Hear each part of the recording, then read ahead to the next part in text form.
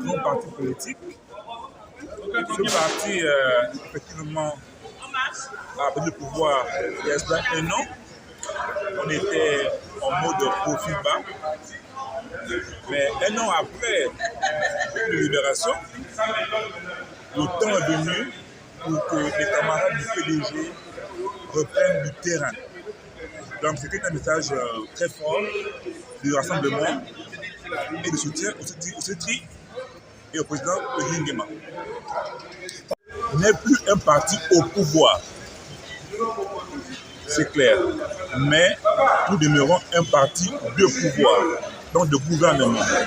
Et comme le CETRI n'a exclu personne, il demande à tous les Gabonais de venir bosser pour le pays. Ben, nous, au PDG, on a répondu à la main en lieu du CETRI.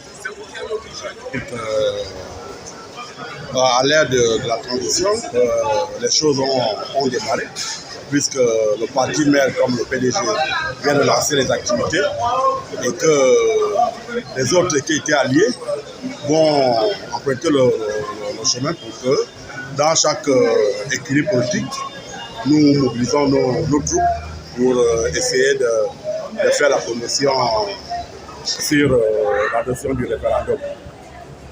Donc, nous croyons que c'était une bonne chose pour le PDG d'avoir lancé les activités politiques à un moment très fort du référendum. Le PDG est resté longtemps en observation depuis le coup de la libération. Donc ça a permis au PDG de mieux reculer pour sauter.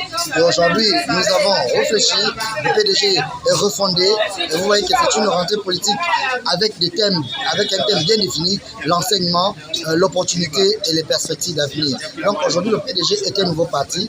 Le PDG a refait sa mue et donc c'est une rentrée politique pleine de symboles pour un avenir radieux. Et en plus, le PDG n'est pas un ennemi du développement, mais le PDG contribue au développement également qui soutient l'action du CTRI aujourd'hui. Donc c'est un PDG nouveau. On tient un esprit de symbiose, de réconciliation, d'espoir et d'espoir, de réconciliation et qui renaît et pour repartir sur de nouvelles bases. Nous devons repartir sur de nouvelles bases. On sort d'un processus électoral au 30 août 2023. Tout ce qu'il y a eu et ce que nous vivons aujourd'hui, ce sont des changements. Et dans des changements, aucune génération n'est spontanée. Nous avons eu des sages et des discours de ce jour nous ont permis de comprendre la philosophie politique. Donc nous ressortons de là heureux et contents des discours qui ont été tenus et le grand mot, le maître mot que nous retenons, c'est de voter le oui au référendum pour soutenir le président de CTRI dans son action politique et dans la vision qu'il a pour le pays. Et samedi, nous avons ce parti renaît en faisant sa rentrée politique sous le thème enseignement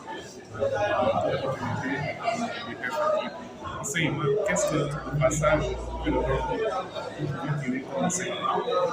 Quelles sont les opportunités que nous avons par rapport à ça et les perspectives à venir? C'est les deux thèmes qui sont